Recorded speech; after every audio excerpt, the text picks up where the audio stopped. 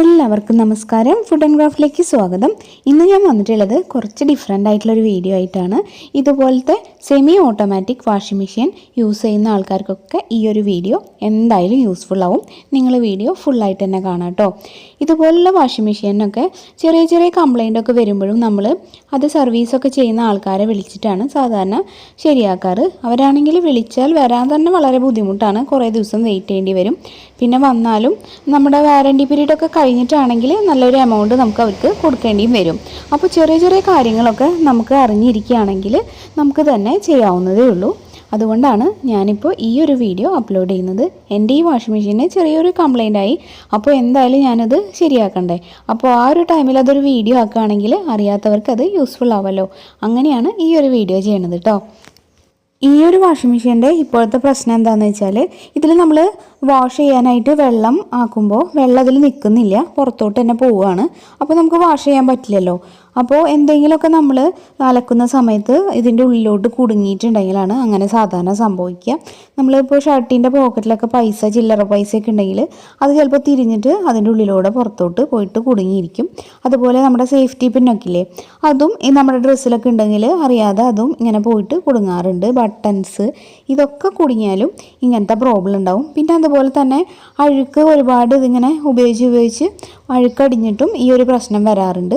ചില സമയത്ത് വെള്ളം നമ്മൾ തുറന്ന് വിട്ടാലും വെള്ളം പോവില്ല, അങ്ങനത്തെ പ്രോബ്ലം ഉണ്ടാവും. അല്ലെങ്കിൽ ഇതുപോലെ തന്നെ വെള്ളം നമ്മളിതിൽ നിറയ്ക്കാൻ ശ്രമിച്ചാൽ നിറയാതെ അത് ഒഴുകിപ്പോവും. ഈ ഒരു പ്രോബ്ലമാണ് മെയിനായിട്ട് വരുന്നത്. അപ്പോൾ അതാണ് ഇന്ന് ഞാൻ ഇവിടെ ശരിയാക്കി കാണിക്കുന്നത്. ആദ്യം ഞാൻ വാഷിംഗ് മെഷീൻ ഒന്ന് തിരിച്ചിടുകയാണ്. കണ്ടോ, ഇപ്പോൾ ഇതിൻ്റെ ബാക്കിൽ നമുക്ക് തുറക്കാൻ പറ്റുന്ന ഒരു സ്പേസ് കാണാൻ പറ്റും. അവിടെ അങ്ങനെ കുറച്ച് സ്ക്രൂകളും കാണാം. ഇതിനിപ്പോൾ ഒരു 3 സ്ക്രൂവേ അഴിക്കാനായിട്ടുള്ളൂ. ചിലതിനൊക്കെ 6 എണ്ണം ഉണ്ടാവും. ഞാൻ മുമ്പ് യൂസ് ചെയ്തിരുന്നത് വീഡിയോകോണിൻ്റെ വാഷിംഗ് മെഷീനാണ്. അതിന് കുറച്ചുകൂടെ ചുറ്റും സ്ക്രൂകൾ ഉണ്ടായിരുന്നു. അപ്പോൾ ഇതിപ്പോൾ ഒരു 3 എണ്ണം ഉള്ളതുകൊണ്ട് അത് സിമ്പിളായിട്ട് നമുക്ക് അഴിക്കാൻ പറ്റും. അതിങ്ങനെ അഴിച്ചെടുക്കുക. എന്നിട്ട് ആ ഒരു സ്പേസ് നമ്മൾ തുറക്കണം കേട്ടോ.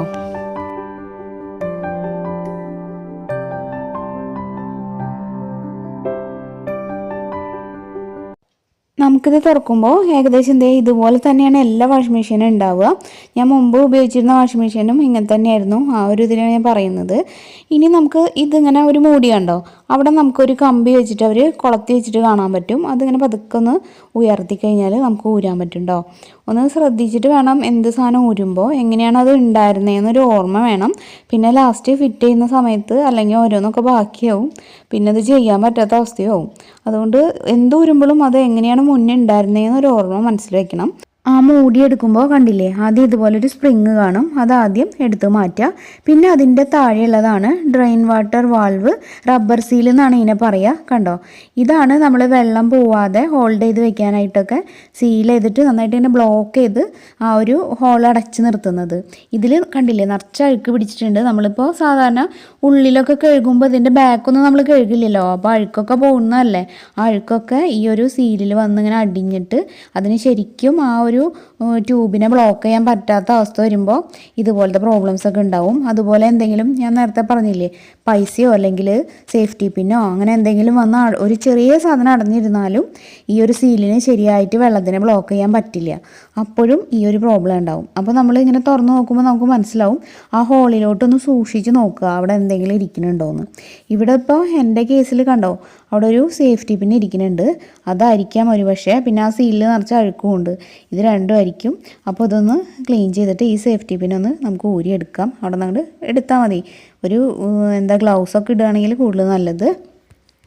കണ്ടില്ലേ, ഞാൻ ആ സേഫ്റ്റി പിന്നിനെ പുറത്തോട്ട് എടുത്തിട്ടുണ്ട്. ഇതുപോലത്തെ ഒരു ചെറിയ സേഫ്റ്റി പിന്ന് പോലും ചില സമയത്ത് വന്നിട്ട് ആ ഒരു റബ്ബർ സീലിൻ്റെ ഇടയിലേക്ക് വരും. അപ്പോൾ അവിടെ ഒരു ചെറിയ ഗ്യാപ്പ് വരും. സീല് ശരിയായിട്ട് അടയില്ല.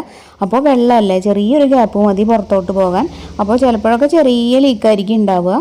ഇതിപ്പോൾ അഴുക്കും ഉണ്ടല്ലോ, അപ്പോൾ ശരിക്കും ഇങ്ങനെ അടയാണ്ട് ഇരിക്കുന്നിട്ട് തന്നെയായിരിക്കും അത്. അപ്പോൾ ആ അഴുക്കുകളൊക്കെ നമുക്ക് ക്ലീൻ ചെയ്യണം. ഈ ഒരു ട്യൂബിലുള്ള അഴുക്കും ഒരു തുണി വെച്ചും തുടച്ച് കളയുക. അതുപോലെ ഈ ഒരു സീലിലെ അഴുക്കും ക്ലീൻ ചെയ്ത് കളയുക. ആ ഒരു സേഫ്റ്റി പിന്നും മാറ്റുക. സേഫ്റ്റി പിന്നിന് പകരം ചിലപ്പോൾ ചില്ലറ പൈസ വരും. അതുപോലെ ബട്ടൺസൊക്കെ പൊട്ടിയിട്ട് വന്നിരിക്കും. അപ്പോൾ ഏതാണെന്നുണ്ടെങ്കിൽ അത് നോക്കിയിട്ട് എടുത്ത് മാറ്റിയാൽ മതി. അതുപോലെ ചില സമയത്ത് ഈ സ്പ്രിങ്ങില്ലേ ഇത് തുരുമ്പ് പിടിക്കാറുണ്ട്. അപ്പോഴും ഇങ്ങനത്തെ പ്രോബ്ലംസ് ഒക്കെ ഉണ്ടാവും. അപ്പോൾ നമ്മൾ ഈ സ്പ്രിങ് പുതിയത് വാങ്ങിച്ച് ഇട്ടാൽ മതി. Drain water valve rubber seal സെറ്റിന്ന് നമ്മൾ ആമസോണിൽ അടിച്ചു കഴിഞ്ഞാലും അതിൽ വരും. അപ്പോൾ നമുക്ക് വാങ്ങാം, അല്ലെങ്കിൽ നമുക്ക് ഷോപ്പിൽ നിന്നായാലും വാങ്ങാം. എന്തായാലും നമ്മൾ തന്നെ ചെയ്യുമ്പോൾ ആ ഒരു സർവീസ് ചാർജ് നമുക്ക് നല്ലൊരു ലാഭമായിരിക്കും.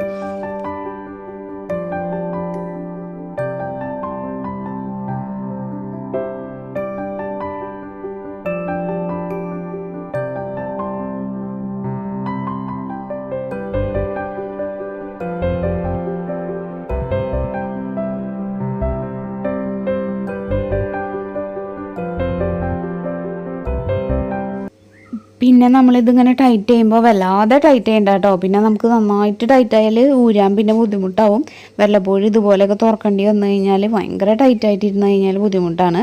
അപ്പോൾ അടയ്ക്കണം, എന്നാലും വല്ലാതെ ടൈറ്റ് ചെയ്ത് അടയ്ക്കണ്ട. ഇനി നമുക്ക് ആ ഒരു കമ്പി കൂടെ കൊളത്തിയെടുക്കാം. നമ്മളിങ്ങനെ വാഷിലേക്കും ഡ്രെയിനിലേക്കും കൊണ്ടുവരുമ്പോൾ കണ്ടില്ലേ, അതിൻ്റെ ഒരു മൂവ്മെൻറ്റ് നമുക്ക് ശ്രദ്ധിച്ചാൽ മനസ്സിലാവും.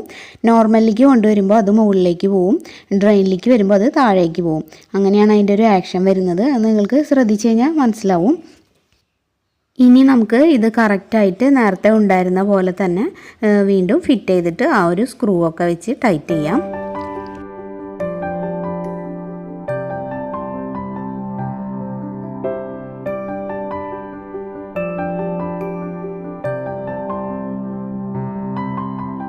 കണ്ടില്ലേ, ആ ഒരു പ്രശ്നം നമ്മളിപ്പോൾ സോൾവ് ചെയ്തിട്ടുണ്ട്. ഈ ഒരു പ്രശ്നത്തിന് വേണ്ടിയിട്ട് നമ്മൾ വെറുതെ എന്തിനാ മറ്റുള്ളവരെ ബുദ്ധിമുട്ടിക്കുന്നത്? നമുക്ക് തന്നെ ചെയ്യാൻ പറ്റുന്നതൊക്കെ നമ്മൾ തന്നെ ചെയ്യുക. ഇനിയിപ്പോൾ ഉണക്കുന്ന കേസിലാണെങ്കിൽ ചില സമയത്ത് ഇതിൻ്റെ സൈഡിലേക്ക് തുണികൾ ചെറിയ സോക്സൊക്കെ വീണിട്ട് ചില ഇഷ്യൂസൊക്കെ ഉണ്ടാവാറുണ്ട്. അത് നമുക്ക് ഇങ്ങനെ കൈവച്ചിനൊന്ന് ചെറുതായിട്ട് നീക്കിയിട്ട് നോക്കിയാൽ കാണാൻ പറ്റും. വല്ല കോല് പോലെ എന്തെങ്കിലും വെച്ചിട്ടൊന്ന് എടുക്കേണ്ടി വരും. അങ്ങനെയാണ് ഞാൻ എടുക്കാറുള്ളത്. വേറെ എന്തെങ്കിലും മാർഗം ഉണ്ടോ എന്ന് എനിക്ക് അങ്ങനെ കറക്റ്റ് അറിയില്ല. അതുപോലെ ചിലപ്പോൾ തിരിക്കുമ്പോൾ വല്ലാത്ത സൗണ്ട് തോന്നാറുണ്ട്. അപ്പോൾ ഒന്ന് തുണികൾ കുടഞ്ഞിട്ടാൽ മതി. ആ ഒരു ബാലൻസിങ് കറക്റ്റ് ആവാണ്ടാവുമ്പോഴാണ് ആ ഒരു സൗണ്ട് വല്ലാതെ വരുന്നത്. അപ്പോൾ പിന്നെയും പ്രോബ്ലം ഉണ്ടെങ്കിൽ അതിൻ്റെ സ്പ്രിങ്ങിൻ്റെ പ്രോബ്ലം ആയിരിക്കും. ഈ ഒരു ടബ് നിൽക്കുന്ന ഒരു സ്പ്രിങ് ഉണ്ട് അടിയിൽ, അത് ചിലപ്പോൾ നമുക്ക് മാറ്റേണ്ടി വരും. അത് നമുക്കൊന്നും ചെയ്യാൻ പറ്റുമെന്ന് എനിക്ക് തോന്നുന്നില്ല. അത് ടെക്നീഷ്യൻസിന് തന്നെ വിളിക്കേണ്ടതായിട്ട് വരും. ഈ ടബൊന്ന് നമ്മൾ ഇങ്ങനെ ചെറുതായിട്ടൊന്ന് ഇണക്കി നോക്കിയാൽ നമുക്ക് മനസ്സിലാവും. വല്ലാത്തൊരു ലൂസിലാണ് അത് ആടിക്കൊണ്ടിരിക്കണമെന്നുണ്ടെങ്കിൽ അതിൻ്റെ സ്പ്രിങ്ങിന് കംപ്ലൈൻറ്റ് ഉണ്ടെന്നാണ് അർത്ഥം. അപ്പോൾ നമ്മൾ അവരോട് പറഞ്ഞിട്ട് അത് ശരിയാക്കേണ്ട തന്നെ വരും. അതുപോലെ തിരിയാൻ ബുദ്ധിമുട്ടാണെങ്കിൽ കപ്പാസിറ്ററിൻ്റെയോ അല്ലെങ്കിൽ മോട്ടറിൻ്റെയോ ഒക്കെ കംപ്ലൈൻ്റ് ആയിരിക്കും. അതും നമുക്ക് ചെയ്യാൻ പറ്റുമെന്ന് എനിക്ക് തോന്നുന്നില്ല. അപ്പോൾ ഇത്രയ്ക്കൊക്കെയാണ് എനിക്കറിയാവുന്ന കാര്യങ്ങൾ. നിങ്ങൾക്ക് ഇതൊക്കെ ഹെൽപ്ഫുൾ ആയിട്ടുണ്ടാവുമെന്ന് വിചാരിക്കുന്നു. നമുക്ക് ചെയ്യാൻ പറ്റുന്ന കാര്യങ്ങളൊക്കെ ആരെയും ഡിപ്പെൻഡ് ചെയ്യാതെ നമ്മൾ തന്നെ ചെയ്യാൻ നോക്കുക. അത് പൈസ ലാഭമാണ്, സമയ ലാഭമാണ്. അവർ വരുന്നതൊക്കെ നമ്മൾ കാത്തിരിക്കേണ്ട ആവശ്യവും വരുന്നില്ല ഇങ്ങനെയാകുമ്പോൾ. അപ്പോൾ ഈ ഒരു വീഡിയോ നിങ്ങൾക്ക് ഹെൽപ്ഫുൾ ആയിട്ടുണ്ടാവുമെന്ന് വിചാരിക്കുന്നു. ഈ വീഡിയോ നിങ്ങൾക്ക് ഇഷ്ടമാവുകയാണെങ്കിൽ, ഈ വീഡിയോ നിങ്ങൾക്ക് ഹെൽപ്ഫുൾ തോന്നുകയാണെങ്കിൽ ഈ വീഡിയോനൊരു ലൈക്ക് തരണം. ഈ വീഡിയോ നിങ്ങളുടെ ഫ്രണ്ട്സിനും റിലേറ്റീവ്സിനും ഒക്കെ ഒന്ന് ഷെയർ ചെയ്ത് കൊടുക്കണം. നിങ്ങളുടെ വിലയേറിയ അഭിപ്രായങ്ങളൊക്കെ കമൻറ്റിലൂടെ അറിയിക്കണം. നിങ്ങൾക്ക് ഹെൽപ്ഫുൾ ആയിട്ടുള്ള ഒരുപാട് വീഡിയോസ് ഞാൻ ഡെയിലി അപ്ലോഡ് ചെയ്യുന്നുണ്ട്. എല്ലാം നിങ്ങൾ കണ്ടു നോക്കുക. പുതുതായിട്ട് നമ്മുടെ ഫാമിലിയിൽ വന്നിട്ടുള്ളവർ പ്രീവിയസ് വീഡിയോസ് ഒന്നും കണ്ടിട്ടുണ്ടാവില്ലല്ലോ. അപ്പോൾ അവരെല്ലാ വീഡിയോസും കണ്ടു നോക്കുക കേട്ടോ. നിങ്ങൾക്ക് ഹെൽപ്ഫുൾ ആയിട്ടുള്ള കുറേ വീഡിയോസ് ഉണ്ട്. എന്നിട്ട് അഭിപ്രായമൊക്കെ അറിയിക്കണേ. എന്തെങ്കിലും പുതിയ വീഡിയോസ് നിങ്ങൾക്ക് ആവശ്യമുണ്ടെങ്കിൽ അതും അറിയിക്കുക. വാഷിംഗ് മെഷീൻ്റെ ഒരു ഡീപ്പ് ക്ലീനിങ് വീഡിയോ എന്നോട് ചോദിച്ചിട്ടുണ്ടായിരുന്നു. അത് ഞാൻ വേറൊരു ദിവസം അപ്ലോഡ് ചെയ്യാം കേട്ടോ. വീഡിയോസിൽ എന്തെങ്കിലും പോരായ്മകളൊക്കെ ഉണ്ടെങ്കിൽ അതും കൂടെ നിങ്ങൾ പറഞ്ഞാലല്ലേ നമുക്ക് പരിഹരിച്ചിട്ട് പോകാൻ പറ്റുള്ളൂ. പിന്നെ ഏത് ടൈപ്പ് വീഡിയോസാണ് നിങ്ങൾക്ക് ഇഷ്ടം അതൊക്കെ ഒന്ന് അറിയിക്കുക. അപ്പോൾ അങ്ങനത്തെ കൂടുതൽ ഞാൻ വീഡിയോസ് ചെയ്യാം. പിന്നെ കഴിഞ്ഞ ദിവസം കമ്മ്യൂണിറ്റി ടാബിൽ ഞാൻ എൻ്റെ ഹസ്ബൻഡിൻ്റെ ഏട്ടൻ്റെ മോള് പൂജ വരച്ചിട്ടുള്ള 2 പിക്ചേഴ്സ് അപ്ലോഡ് ചെയ്തിട്ടുണ്ടായിരുന്നു. ചുവരിൽ വരച്ചതാണ്. അപ്പോൾ അതിന് ഒരുപാട് പേര് അഭിനന്ദനങ്ങൾ അറിയിച്ചിട്ടുണ്ടായിരുന്നു. അപ്പോൾ കുറച്ച് പേർക്കൊക്കെ ഞാൻ റിപ്ലൈ കൊടുത്തു. പിന്നെ അങ്ങോട്ട് റിപ്ലൈ കൊടുക്കുമ്പോൾ അത് കാണുന്നുണ്ടായിരുന്നില്ല. അതെന്തോ ഒരു ടെക്നിക്കൽ എററാണ്. അത് ഞാൻ എത്രയും വേഗം പരിഹരിക്കും. അപ്പോൾ റിപ്ലൈ കിട്ടാതാവുമ്പോൾ ഞാൻ റിപ്ലൈ തരാത്താന്ന് വിചാരിക്കരുത്. അതുകൊണ്ടാണ് പറഞ്ഞത്. പിന്നെ ചിലരൊക്കെ പറഞ്ഞിട്ടുണ്ടായിരുന്നു അത് വാൾ സ്റ്റിക്കറാണ്, ഞങ്ങൾ ആമസോണിൽ കണ്ടിട്ടുണ്ട്, ഗൂഗിളിൽ കണ്ടിട്ടുണ്ടെന്നൊക്കെ. അത് വാൾ സ്റ്റിക്കറൊന്നല്ല കേട്ടോ, അത് കൈകൊണ്ട് തന്നെ പൂജ വരച്ചതാണ്. അത് ആ ഒരു വാൾ സ്റ്റിക്കറിൻ്റെ ആ ഒരു ഐഡിയയിൽ അതുപോലത്തെ കുറച്ച് ഇമേജസ് ഒക്കെ നോക്കി പിന്നെ ആളുടെ സ്വന്തമായിട്ടുള്ള കുറച്ച് ക്രിയേറ്റിവിറ്റിയും കൂടി മിക്സ് ആക്കിയിട്ട് ആൾ കൈകൊണ്ട് തന്നെ വരച്ചെടുത്തതാണത്. അപ്പോൾ അതുകൊണ്ടാണ് നിങ്ങൾക്ക് ആ ഒരു മോഡൽ ഫീൽ ചെയ്തത്. അത് ഞാൻ പറഞ്ഞു എന്നേ ഉള്ളൂ. റിപ്ലൈ തരാൻ എനിക്ക് കമ്മ്യൂണിറ്റി ടാബിൽ പറ്റിയില്ലല്ലോ. അതുകൊണ്ടാണ് ഈ ഒരു വീഡിയോയിൽ തന്നെ റിപ്ലൈ തന്നത്.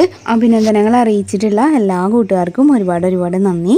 പിന്നെ നമ്മുടെ പുതിയ ചാനലായിട്ടുള്ള പ്രാർത്ഥനാസ് വേൾഡ് ഇനിയും കാണാത്തവരുണ്ടെങ്കിൽ കണ്ടു നോക്കുക. എന്നിട്ട് നിങ്ങൾക്ക് ഇഷ്ടമാവുകയാണെങ്കിൽ ആ ചാനലും കൂടെ ഒന്ന് സപ്പോർട്ട് ചെയ്യുക.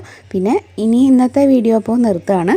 നാളെ മറ്റൊരു നല്ല വീഡിയോ ആയിട്ട് ഏതെങ്കിലും നല്ലൊരു ക്രാഫ്റ്റ് ഐഡിയോ അല്ലെങ്കിൽ റീയൂസോ എന്തെങ്കിലുമൊക്കെ ആയിട്ട് ഞാൻ വരും. അതുവരെ ഈ വീഡിയോ കണ്ട എല്ലാവർക്കും ഒരുപാട് നന്ദി.